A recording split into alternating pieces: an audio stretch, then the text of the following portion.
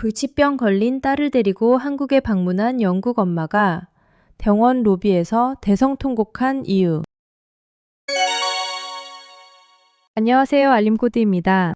오늘 전해드릴 이야기는 영국의 최대 커뮤니티인 레딧을 뜨겁게 달구고 유럽 전역으로 퍼져나가며 수천 명의 눈시울을 붉게 만든 한 영국 엄마의 실화입니다.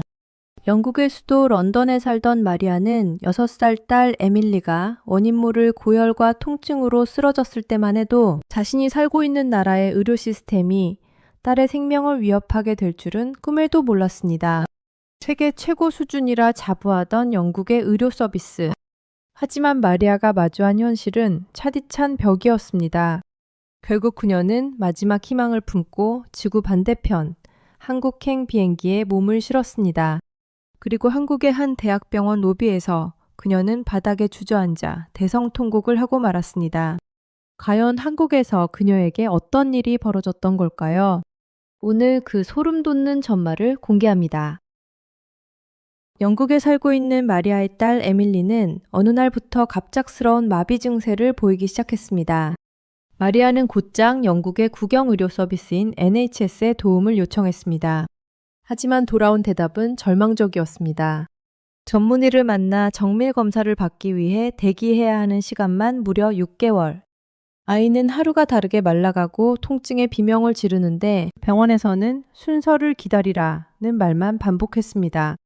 영국은 의료비가 무료인 대신 비효율적인 대기 시간으로 악명이 높습니다. 마리아는 사립병원을 수소문했지만 검사비만 수천 파운드에 달했고 그마저도 장비 예약이 꽉 차 있었습니다. 어렵게 만난 영국 의사들은 에밀리의 병명을 희귀유전병이라 추측하며 사실상 불치 판정을 내렸습니다.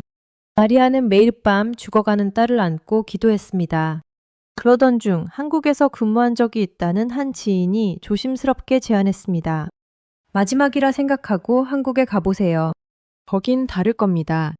마리아는 전 재산을 털어 에밀리와 함께 한국 서울의 한 대학병원을 찾았습니다. 한국에 도착한 첫날, 마리아는 병원 규모와 수많은 사람을 보고 겁을 먹었습니다. 영국에서도 6개월을 기다렸는데 여기서도 한참 걸리겠지라는 생각에 한숨부터 나왔죠. 하지만 접수 창구에 서자마자 마리아의 눈이 휘둥그레졌습니다. 지금 바로 소아청소년과 진료 가능하십니다. 예약도 없이 방문한 외국인에게 즉시 진료를 안내하는 직원의 말에 마리아는 자신의 귀를 의심했습니다. 진료실에 들어간 지 10분 만에 전문의는 에밀리의 상태를 꼼꼼히 살핀 후 단호하게 말했습니다. 심각한 염증성 질환이 의심됩니다. 오늘 당장 MRI와 혈액검사 진행하겠습니다. 영국에서 6개월을 기다려도 못했던 검사를 한국에서는 병원 방문 단 1시간 만에 시작한 것입니다. 마리아는 복도를 뛰어다니며 검사를 진행하는 한국 의료진의 속도에 전율을 느꼈습니다. 검사 결과는 놀라웠습니다. 영국에서 불치병이라던 에밀리의 병명은 사실 희귀유전병이 아니었습니다. 특정 바이러스 감염으로 인한 급성 척수염이었습니다.